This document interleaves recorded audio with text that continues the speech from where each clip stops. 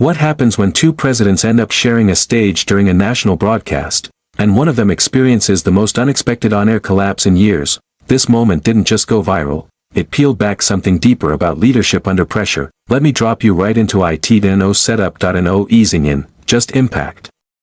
Millions of Americans are tuned into a nationally televised disaster relief event in Chicago. They're expecting updates, compassion, steady leadership, and instead, they're about to witness a moment people will still be talking about before the broadcast even finishes. There's no build-up. No warm introduction, the tension is already alive the moment the cameras come on. Barack Obama stands at the podium, sleeves rolled, voice level, carrying that familiar unforced calm. McCormick Place is full to the walls. Volunteers, first responders, families who've lived through hurricanes, fires, floods, people who know real hardship better than headlines ever could. Every seat taken. Every red camera light glowing. And the air feels charged, not with politics, but something human, raw, collective. Obama isn't performing. He's speaking from the heart, sharing a story about a firefighter from Biloxi who hasn't slept in 48 hours. The room is listening, really listening, leaning in. There's a softness in the space, the kind that comes when everyone shares the same fear, the same hope, but beneath that softness, there's something else, that a subtle current of tension. Everyone knows the country's been strained for weeks, everyone knows tonight might not stay peaceful, and while Obama continues talking, the stage crew keeps whispering near the curtain, glancing toward the side entrance like they're bracing for something. Obama notices. He pauses for just a breath, then continues, his voice steady but his eyes flicking toward the commotion for a split second. Just long enough for viewers at home to think, what's happening off camera? A woman in the third row leans to the man beside her and whispers, are they expecting someone? He shrugs. They didn't announce anything. The host of the event keeps checking his phone like he's waiting for a message he already regrets. The tension spreads subtly, a cameraman adjusting too fast, a technician tapping his headset, volunteers trading nervous looks. Obama finishes the firefighter story and begins easing into his bigger message about unity. His voice settles the room again. But the tension at the edge of the stage only thickens. Then, one of the event coordinators steps up to Obama between sentences and murmurs something meant to sound casual, but absolutely doesn't. Obama listens, lifts his chin a notch, and says quietly, all right. He straightens and continues speaking, but everyone watching can tell a shift just occurred. Moments later, that shift becomes unmistakable. A door near the side of the stage opens just enough for a nearby camera to catch movement. A few people tilt their heads. Reporters lower their notepads. A ripple moves through the crowd. The host steps forward, voice cracking slightly as he leans into the mic. Ladies and gentlemen, we have a special arrival. The room stirs. Even Obama turns, expression calm, but curious. From the shadows, a figure steps forward, unmistakable even at a distance, President Donald Trump. He strides in like the cameras had been waiting just for him. Some people clap automatically. Others don't move at all. The mood tightens again, sharper this time. Trump wasn't invited, he wasn't scheduled, and the timing, uncomfortably precise. Obama steps away from the podium, giving him space. For a heartbeat, the two men exchange a glance that says everything. No anger, no shock, just the silent acknowledgement that whatever the night was supposed to be, it isn't anymore. Security stiffens. Audience members trade wide-eyed looks. A whisper rises, what is he doing here? Obama watches Trump approach the podium, expression composed, hands loosely clasped, completely unrattled. That ease, that steadiness, only raises the suspense, because the contrast between the two men is already speaking louder than any commentary. Trump adjusts the microphone, even though Obama had used it seconds earlier. He raises a hand halfway in greeting, pauses, and the applause that follows is uneven, hesitant. And that tiny pause, that one awkward beat, the entire room realizes the night is about to veer into uncharted territory. Trump's entrance doesn't land the way he expects. There is applause, but it's scattered, fading almost as soon as it begins. Cameras catch everything, Obama stepping neatly aside, a few people shifting uncomfortably, Trump making his slow walk to the podium as if the entire hall belongs to him. The tension thickens, soft, heavy, almost suffocating. Trump taps the mic again. Thank you, thank you. Great to be here, he says, sweeping his hand wide. Really tremendous turnout. Incredible, actually. His voice booms across the hall, but the crowd doesn't respond the way he wants. A few polite claps, a couple forced smiles. Most people just watch. Obama stands calmly to the side, hands folded, expression relaxed, the picture of composure. He doesn't flinch. Doesn't tense. If anything, he seems quietly prepared. A reporter whispers, "This wasn't on the schedule." Another replies, "He came in hot. This is about to get weird." Trump moves on, talking about relief efforts, praising volunteers, looping every sentence back to himself. His words are long, wandering, filled with self-congratulation. They fill the air, but don't settle anywhere. Obama listens with a polite stillness, glancing toward the audience every so often, almost checking whether they're following the sudden shift in tone. Then Trump pauses, turns toward him, and says, "Barack, didn't expect to find you giving speeches tonight. Thought I'd, stop by and bring a little energy." A few awkward laughs break out, not supportive, more like the kind of laughter people offer when they're not sure what else to do. Obama offers a small, measured smile. Courteous on the surface, but carrying a deeper message. "Well," he replies softly, "always good to see people committed to helping out." Trump chuckles as if he just scored a point, but there's a flicker in his eyes, a brief recognition that the room's weight is leaning toward Obama, not him. A woman with a volunteer badge whispers, "You can feel the difference. Obama talks like he's here for us. Trump talks like he's here for himself." As Trump continues, the host fidgets near the wing. This event wasn't meant to become political theater. It was supposed to be unified messaging, but now, with two presidents sharing the stage, that unity feels like thin ice ready to crack. Trump begins pacing, his gestures wide and showy, tossing in jokes that land with uneven thuds. "Folks, you wouldn't believe the incredible numbers. The biggest support efforts maybe ever." Two firefighters exchange a look. One mutters, "We're not numbers." Obama hears it from the corner of his eye and gives them a subtle nod, grounding the moment without using a single word. The contrast on stage sharpens. Obama, steady, rooted; Trump, restless, reactive. Then something incredibly small shifts, but it changes everything. Obama steps a half stride closer to the podium, not aggressive, not confrontational, just present, and the room responds instantly. Phones lift, eyes shift. The entire energy of the hall recalibrates toward him. Trump notices. His grip on the microphone tightens. He presses out a smile that doesn't quite reach his eyes. He rambles about tremendous coordination, but the words start muddling together, losing their force. Obama finally speaks again, gently, but with precision. "I think what people want to hear tonight, Donald, is how we're supporting the families who lost everything." The room goes utterly still, not tense, just still. Trump laughs, but it comes out thin. "Well, of course, nobody supports families more than I do. Nobody." Obama's response is soft, but sharp enough to land clean. "Then let's make sure they're the focus."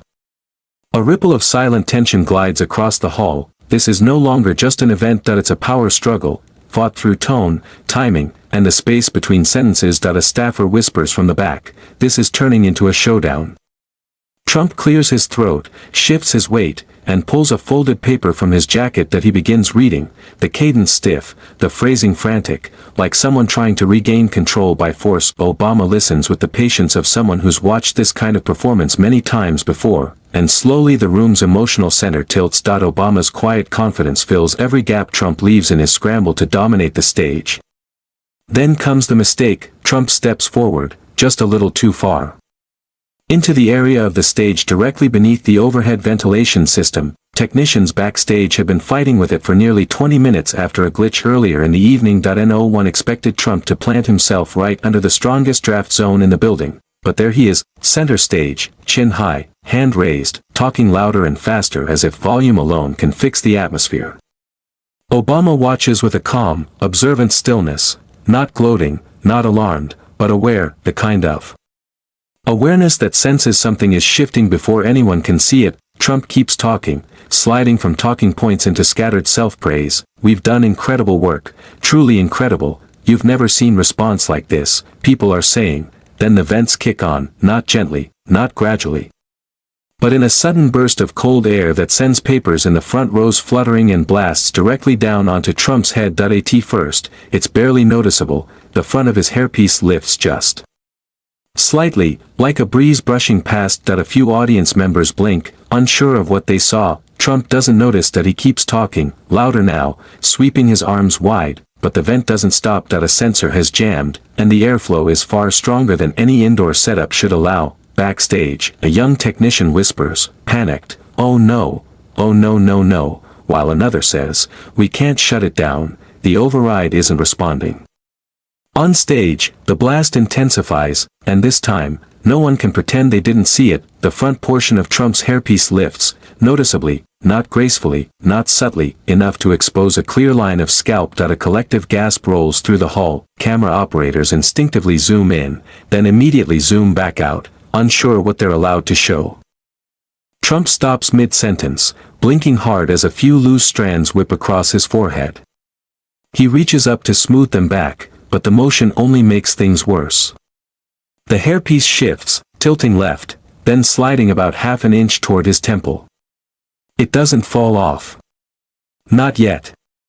It just sits there crookedly, like a hat someone wore in the dark. A young woman in the fourth row slaps a hand over her mouth. "Oh my gosh," she whispers. Her friend elbows her. "Don't laugh. Don't laugh." Cameras everywhere. But the friend is already shaking from the effort of holding it in. Trump keeps talking, pretending nothing's happening. He forces a smile, but his eyes flicker with confusion. Something in the room feels different, people shifting, holding their breath, pressing their hands over their lips to muffle reactions. Another blast of air hits him, this time the piece lifts again, sliding farther off-center. Not enough to fall, but enough to sit diagonally across his head, revealing a wider strip of scalp and creating a shape that is unmistakably chaotic. The tension in the room cracks. A firefighter in the second row leans toward his colleague. "Tell me I'm not seeing that." "You're seeing it," the colleague mutters, eyes locked on the stage. Trump's voice wavers. He tries to keep going, but there's a rising tremor beneath every word. He touches his head again, fumbling to press the piece down. It won't settle. The vent above keeps blasting. Every gesture makes it worse. Obama, still standing a step behind, watches with an almost unreal calm. His eyebrows lift, not mockingly, not smugly, just a quiet, stunned awareness of what the whole room is witnessing. He glances at the crowd. They glance back. For a brief moment, everyone shares the same silent truth: we shouldn't be seeing this. But we can't look away. Trump finally stops talking. He shifts left, away from the vent, but the airflow follows him, redirecting and blasting him again. It's almost comical. His frustration breaks through. "Somebody fix that thing," he mutters into the mic, raw, unpolished, far too human. Obama stands perfectly still. Hands clasped. Eyes calm. Not provoking. Not reacting.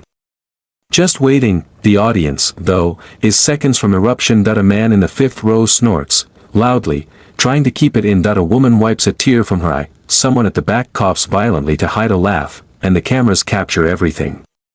They stay wide, terrified to cut away. Trump tries again to fix the hairpiece. He presses down too hard. It shifts again, almost folding. A ripple moves through the crowd, the kind that hits right before everyone breaks. Obama inhales, shifting his weight slightly, as if preparing to speak, but he waits. Not yet. The anticipation tightens like a wire, and then the vents hit him again, harder this time. The hairpiece lifts, bends, sticks outward like it's defying gravity out of pure spite. Trump's hand shoots up to flatten it, frantic now. The desperation is unmistakable.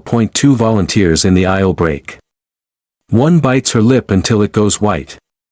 The other shakes, covering his mouth. A thin wave of stifled laughter sweeps the hall. Trump hears it, and it destroys his composure. He turns to the crowd, hands raised defensively. "Look, folks, these vents, they're ridiculous, okay? Who set this up? Who?" It's an attempt at control, but the strain in his voice betrays him. Obama waits for the laughter to settle. Not to steal the spotlight, but because he understands timing better than anyone alive. the room turns toward him without being asked that he lifts one eyebrow, just one that it hits the room like a spark that he leans toward the microphone, calm, poised, and delivers the line with surgical timing. Well, I guess some things just can't stay attached to the truth. Silence for half a beat, then the hall erupts, not a chuckle, a full, uncontrollable explosion of laughter. People double over in their seats, hands over faces, volunteers gasp for breath, even the backstage crew loses it. Trump goes red. Not pink, red that he opens his mouth, searching for a comeback. But nothing comes. No words, no sound, just shock. The cameras hold steady, the world is watching, even the hosts can't hide their reactions. One covers his mouth with papers, another turns away, shoulders shaking. Obama simply stands there. He doesn't push, he doesn't gloat, he just lets the moment speak for itself. He doesn't grin. He doesn't laugh. He simply steps back, hands folded again, letting the moment breathe, and that restraint, that calm, makes the line hit even harder. A firefighter in the third row mutters, "He really said that on live TV." His partner shakes his head.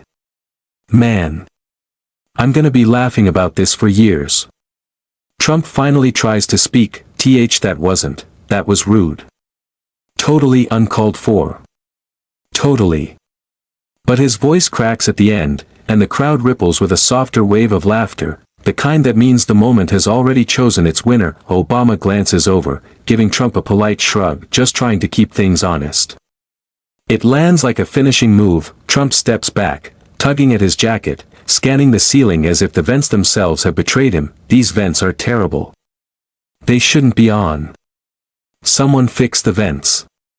But the damage is irreversible. The audience has shifted completely, not because of politics, but because of poise, composure, presence under pressure. The contrast is impossible to ignore. Phones are already out, clips recorded, reactions posted. Before the broadcast even ends, a teenager whispers, "This is gonna be everywhere in 10 minutes.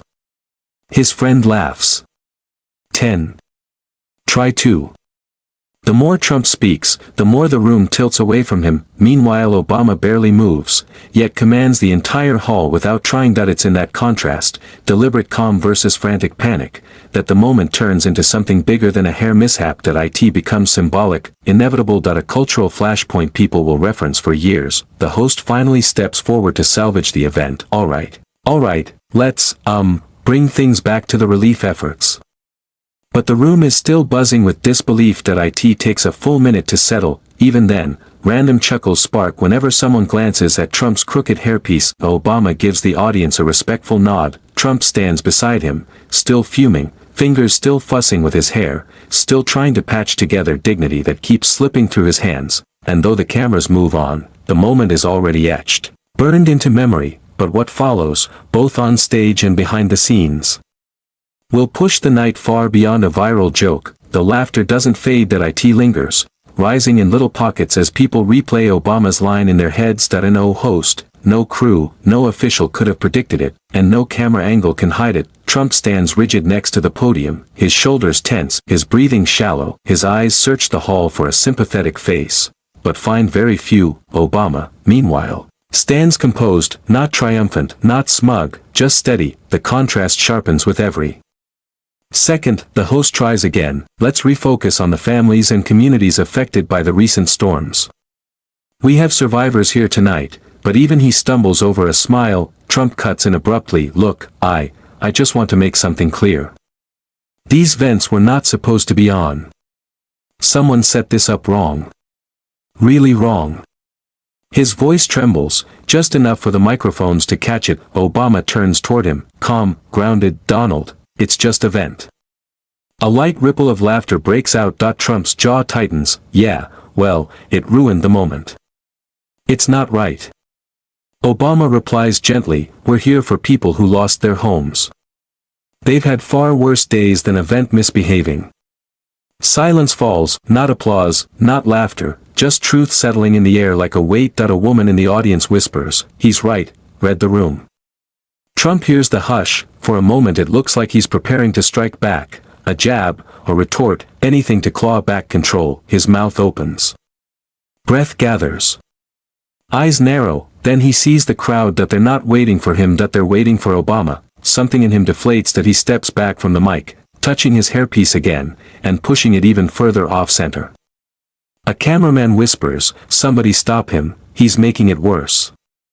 Obama steps forward to continue, not rushing. "What matters tonight," he says, "is that folks get the support they deserve. People are watching this broadcast from shelters. They're exhausted.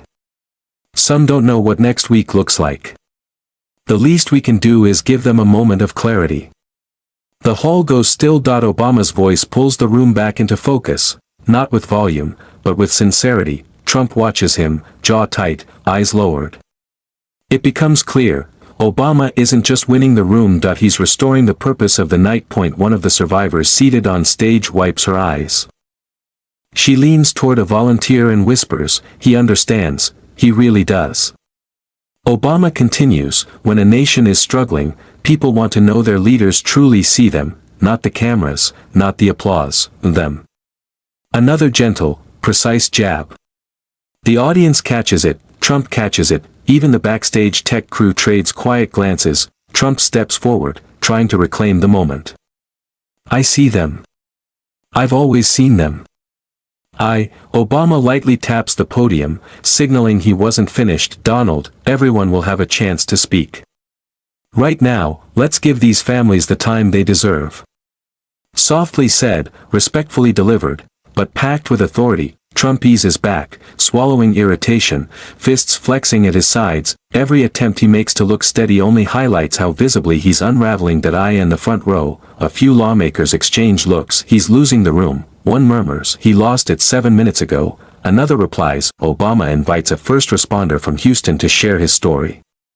The man steps up, trembling, overwhelmed. Obama rests a steady hand on his shoulder, grounding him, and instantly shifting the room back toward compassion. Trump stays off to the side, half hidden in the shadows, fussing with his hair and muttering under his breath. Cameras catch glimpses, but the focus remains on the survivor, voice cracking as he recounts the flood. Obama listens attentively. Trump forces interest, but the contrast is brutal. Every few seconds he checks the cameras, then his hair, then Obama. As if unsure what he's supposed to control, the survivor finishes. The applause is heartfelt, the kind that comes from shared pain, not politeness. Obama nods with quiet respect. Trump claps a beat too late. Another volunteer steps up. Another story. Again Obama listens, again Trump fidgets. With each testimony, the room drifts more firmly toward Obama's calm presence. By the end, the energy has completely shifted, not because of a joke, not because of a hairpiece, but because crisis exposes character. Obama returns to the podium. Trump watches him closely, almost bracing. Obama begins to speak. But suddenly the cameras catch something else. Phone screens lighting up across the hall, buzzing quietly, notifications spreading like wildfire. The viral moment is already exploding online. People in the crowd are reacting in real time. Trump notices, Obama notices, but the digital storm outside is nothing compared to what's about to break once the broadcast ends. The final speaker steps down and the applause fades into a warm, grateful wave. The host prepares to close the program, when suddenly hundreds of phones flicker on at once. At first, it looks like people checking rides or messages, then the whispers begin, sharp, quick, urgent. "Have you seen this clip? It's everywhere already. Oh my God, look at this angle. It's blowing up." A volunteer shows her phone to a friend. The friend's eyes widen, hand over mouth. A stunned shake of the head, not at the stories, not at the speeches. Trump's hairpiece. The moment the gust caught it sideways, right before Obama delivered the line echoing across the country. Trump hears the murmurs before he sees the screens. His head snaps toward the crowd, eyes narrowing, trying to calculate the damage. Obama stays calm, hands folded, listening to the host's closing words. That he doesn't chase trends, that he doesn't react. But behind him, the online explosion is already roaring. That in the second row, someone whispers, "Dude, it's at 2 million views already. That can't be right, it hasn't even been 15 minutes. I'm telling you, look. And there are already memes. Look at this one." Trump steps back to the podium, cutting off the host. "Before we end tonight, I want to say something," he announces loudly, trying to seize control. The host stiffens. Obama shifts aside politely, watching him. Trump presses on. "There were a lot of unfortunate distractions tonight. I came here to talk about Americans who need real help. Not jokes. Not cheap shots. The room listens, but not the way he hopes. Some stay respectful, others glance at their phones, unable to ignore the wave of alerts. Obama stays steady, not competing, not pushing. His presence alone draws the contrast. Trump continues, people are trying to make a big deal about the vent. It's ridiculous. Completely ridiculous. Someone in the back mutters, just stop talking about it. Let it die. But Trump can't. It doesn't matter what happened with the vent. What matters is the Americans suffering right now. Obama finally steps forward and gently offers the microphone. We agree on that, he says softly. The words land harder than anything shouted could. The host wraps up quickly, thanking everyone and urging donations. Applause rises, calmer, more grounded. But the real story has already escaped the building. The broadcast ends. Security ushers both presidents toward separate exits, and outside, the world is already on fire. Staff members swarm around both presidents like anxious satellites, buzzing with questions they don't quite dare to voice. Near Obama's exit, a young woman in the press pool glances at her phone and blurts out, 5 million views. Obama lets out a soft chuckle, not mocking, just surprised. That fast? He asks. Sir, she replies, I think it might be the fastest trending clip tonight. Obama shakes his head, amused. That's the internet for you. Across the building, the atmosphere couldn't be more different. Trump's team circles him in a frenzy. Mr. President, networks are calling. Someone leaked the close-up angle. We need a statement. We could blame the stage crew. No, that'll backfire. Trump cuts them off with a sharp wave. Enough. Just fix it. Do something. But the truth is, no one can stop the wildfire already racing across the internet. Outside the venue, a crowd presses behind metal barriers. Some cheer, some chant, some are simply there to witness the chaos. When Obama steps out, the cheers swell instantly. Phones rise like a constellation of lights, capturing his every wave. A man at the front shouts, that line was legendary. Obama smiles, shaking his head as if trying to keep the night grounded. He calls back, be nice. Trump exits moments later, and the energy shifts. Some supporters cheer, but the sound is scattered, uncertain. A few try to defend him. It was just a vent. Ignore the internet. But even they don't sound convinced. News vans choke the street, reporters go live immediately. Social media erupted tonight after an unexpected moment involving the former president. One correspondent announces, clips have already surpassed 8 million views. Analysts are calling it the most surprising TV moment of the year. Inside a Chicago newsroom, anchors dissect the incident like breaking national news. It's rare to see a public moment flip this fast. One says, it wasn't just the mishap. Another responds, it was Obama's timing. Precision.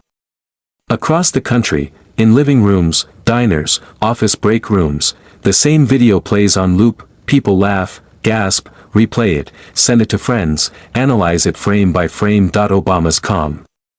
Trump's panic, the vent, the hairpiece, the line. A perfect storm nobody could have scripted. But the most surprising reactions, the ones that would redefine the night, haven't surfaced yet, because rising from the viral chaos is something deeper, reshaping the moment into a lesson the country can't ignore. The next morning, America wakes to a different kind of whirlwind, not from storms, but from a single live moment watched millions of times. Coffee shops in Atlanta, diners in Kansas City, barbershops in Detroit, airport lounges in Phoenix. Everyone is watching the same clip, laughing or debating what it meant, but beneath the humor, another conversation emerges, and surprisingly, it starts with the people who were actually in the hall. A teacher from New Orleans posts, the moment everyone's talking about wasn't the one that mattered.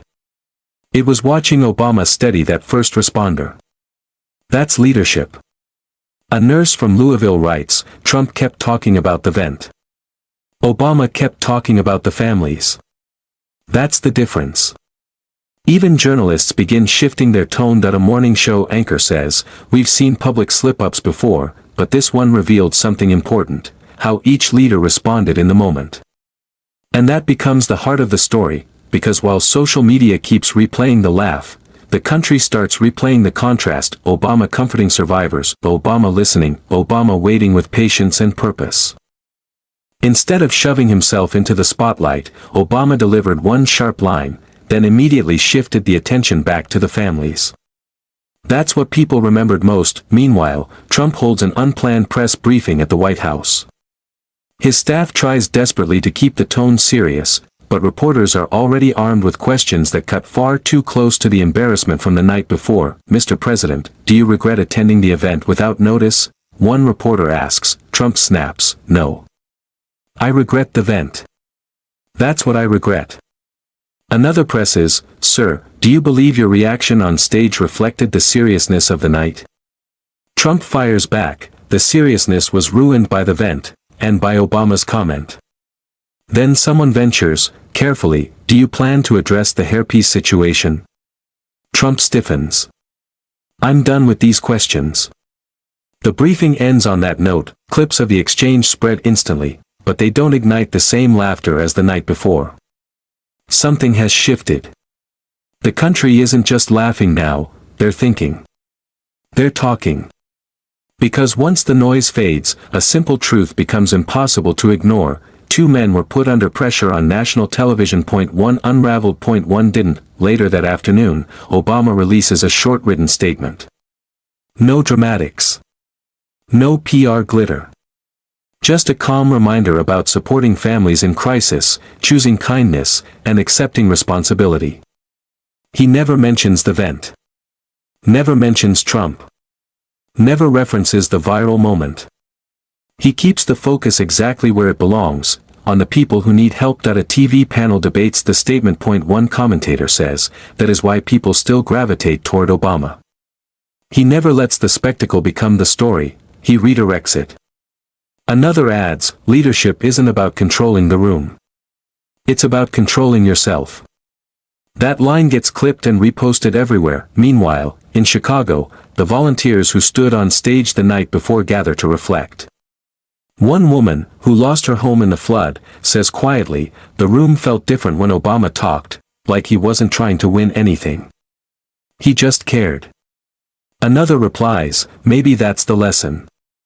Pressure exposes who people really are." That idea spreads. Parents talk about it with their kids, teachers bring it up in class, coworkers talk about humility and composure over lunch. The hairpiece moment becomes the spark, but the lesson becomes the fire. Later that night, a widely shared op-ed sums it up. A gust of air revealed more than a hairstyle. It revealed the difference between reacting and responding. By the end of the week, the viral laughter fades, but the conversation doesn't, not about embarrassment, but about character. People begin to understand something simple but powerful. Strength isn't loud, strength isn't frantic, strength isn't about grabbing the moment, strength is calm, strength is steady. Strength shows up even when no one is watching. That's the message viewers carry long after the memes die down. I end the final stretch of this story. Imagine sitting with a friend, someone who wants to believe real leadership still exists, someone wondering what separates true leaders from performers. You tell them this, when the spotlight hits, some people crumble, some lash out, some lose the point entirely, but others stay grounded, they stay humble, they stay focused on the bigger picture, even when everything around them spirals. That's what resonated that night. Not the joke, not the meme, not the chaos, the character, and maybe that's exactly what the country needed. A reminder that leadership isn't measured in applause or volume or clever lines, but in how someone behaves when the moment becomes unpredictable. If you're ready for more stories like this, stories about pressure, character, human moments, and what happens when the nation is watching, make sure you subscribe. There's more ahead. And each story carries a lesson worth sitting with.